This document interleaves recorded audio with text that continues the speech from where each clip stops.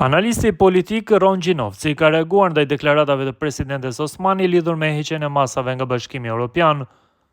Në një postim publik, Gjinovci ka shprehur shqetësimin se Osmani mund të jetë e bindur se ka ndikuar drejt për drejt në heqjen e masave, duke theksuar se posti i presidentit nuk ka fuqi ekzekutive për të negociuar apo ofruar koncesione në kembim të vendimeve të tilla. Sipas tij, negociatat për heqjen e masave janë zhvilluar nga qeveria e Kosovës, ndërsa roli i presidentes ka qenë më shumë përfaqësues në takime, sidomos në një periudhë kur vendi ishte në proces zgjedhor. Shqetësimi jem me Vjosa Osmani nuk është që po thot gjanat pa vërteta lidhur me heqjen e masave nga BE-ja, por që po mdoket e bindun që për një me ajo i ka hek masat e BE-s.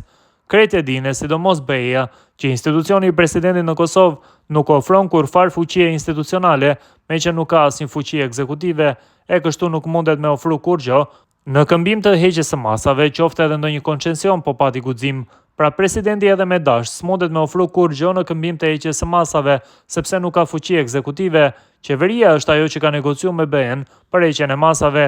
E ti nderuame veç ka marrë pjesë që aty në për takime, me që na kena pas zgjedhje dhe ke qenë vetmja bartse e ndonjë institucioni formal e me legjitimitet të plot kushtetues.